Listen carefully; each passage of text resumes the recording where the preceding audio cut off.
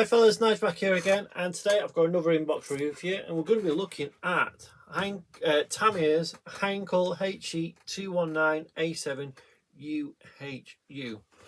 So this is one of the German night fighters. Okay, I don't know too much about the actual aircraft itself. I will be learning some more about it, but it's a really interesting subject. Okay. In this box art you get, is it two? I think it's three different options, because you get obviously the box art, you get the one that's that side, and the one that's that side. So without further ado, I'll get you on the overhead and we'll get cracking. So this is normal Tamiya fare. Okay, we get a fold out booklet with some blurb in English, German, and maybe French, I'm not 100% certain, okay, about the actual aircraft, and then some in probably Japanese, I would have thought. Open it up. Okay, we'll move through it, and we start off with our colour call-outs, all in Tamiya or Tamiya spray paint. Okay, actually, oh yeah, there is. The top three are spray paints, and the rest are all the Tamiya bottles. We then got a few warnings, precautions, all that sort of stuff before we then get straight into the build. So with this, you get a cockpit, the seat, and your pilots to go in there. Okay, so you've got your pilot and your navigator. We have a cockpit like so that goes together, all one piece more or less, with the pedals and what have you in there. Before then, we mount those to the pilot and navigator into the cockpit with the control panel. We have our instrument panel here, and it's telling you which colours and what decals goes where. But interesting with this, you get a cockpit floor that is all metal, which I'll show you in a bit. So that's so you get the correct weight for this, because so it won't be a tail sitter. We then move on to actually joining the cockpit halves together. Before then, we move on to the nose wheel as shown here, and so an underbelly 20mm gun container. Okay, then start moving on to the wings. So start putting the wings together. We've got the lower wing where the wheel wells go into, and then we've got the lower and upper wing joining. Before then, the forward engine nacelles, which has got the exhaust already connected to them, so you don't have to worry about that too much. There'll be a pain painting, that's the only issue really I can envision, though I can't see those bits. Are they on the inside? I can't see them on the actual drawing. They must be underneath the wing. Ah, there they are. We'll get to that in a minute. Then we've got the control surfaces and the flaps. Okay, we've got then the shielding, okay, for the actual exhaust, so it's flame disruptor, so it'll go on there, so when it's flying at night there's no flame. Adding the flaps up or down. Yeah, and we go to, yeah, make sure I've done the right way. Down, we've got the engine, and no, not the, is that the engine? Let me just check. Yeah, okay. So that's the front engine. Okay, so it's front of the engine. So we've got the engine going in.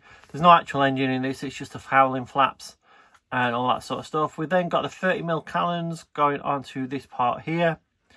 We've got the main wheel bays, wheel legs going on and going into the main wheel bays. The tail and the props going together. Before we then add the wings together to the aircraft, and that 30mm gun pod just there that's got, they fire up into whichever aircraft they are attacking. We've got the tail going on, and then we've got all the little bits, odds and sods going on, you know, the little dangly bits, nose, propellers, pitot tubes, and all that sort of stuff. But we've got the clear parts going on, and then the attaching the nose antennas for the radar. All right, so you can see it just there going on, and then that leads us nicely into the colour call out. So we've got this one here. Make sure, yeah, we've got this one here. So that's one NJGI, May 1945. We've got another one. Or is that that must be a replica of that, because we've got another call out here which we're going to have a look at.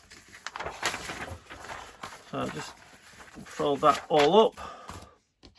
We've then got another marking just there, so that's 3 NJG, May 1945 in Denmark. And another one that just says NJG1. Okay, and that one doesn't tell me where it is or anything like that. As with a lot of Tamiya kits, we get this full size marking guide, so you can cut this out if you wanted to, cut the small parts, and then you can stick those parts to your model to get the correct mottling effect all over the aircraft. Obviously you have to replicate this side for the other side and so forth. All right, so straight into the plastic. There's 2 of these sprues, so we're only going to have a look at one. So this has got our main wheels on, all one piece apart from the hubs. The engine cowl, so we've got the 2 different types. So we've got closed over here and open just here. Our pilot figure and the undercarriage doors. So nothing wrong with this, though there are some injection pin marks here on the undercarriage doors, so they'll have to get dealt with. Other than that, a really nice sprue. Moving on to the whole fuselage itself. So the fuselage, typical Tamiya, really fine crisp panel lines and rivets. We've got the cockpit detail just here, and again it looks really nice, really serviceable.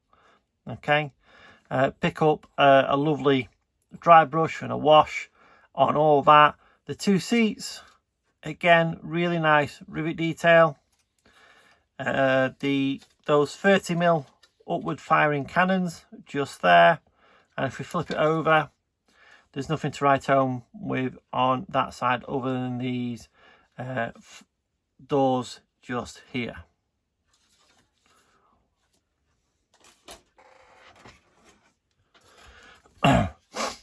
We've then got the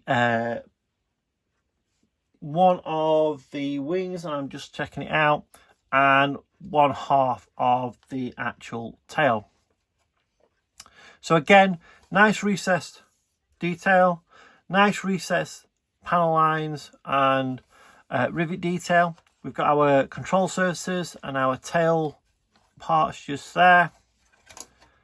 Some wall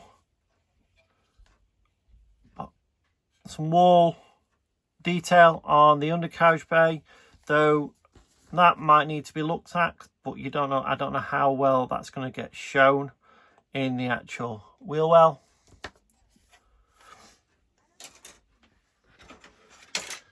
This one's just a repeat of that one, apart from the other tail, the other part of the tail that's slightly different. Okay, there's no injection pin mark on this one. Clear parts, I'm not getting the clear parts out because I might scratch them with the staples, but typical Tamiya, look absolutely lovely.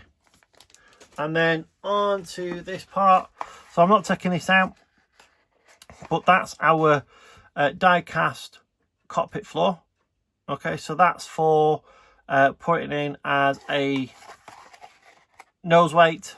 So hopefully this aircraft will sit on all 3 wheels correctly. And then that moves us just onto the decals, typical Tamiya decals, maybe a little bit too thick. It might be difficult for them to go down. We even get our swastikas in this. Okay, but other than that, yeah, the Tamiya decals. So this one says it's 1997. So this is how long this kit has been out. So there we are. Tamiya's Heinkel 219H7. I believe the nickname is called Night Owl, but you'll have to correct me that. Put that out down in the description. Looks like a really, really nice kit, again, from Tamiya. Yes, I know it's an older kit, but I can't see this having any issues at all. I can see it going together absolutely beautifully, and it will look pretty stunning once it's done. Okay, it's going to be a fair old size as well. Anyway, that's it from me, and I'll see you on the next one. Bye for now.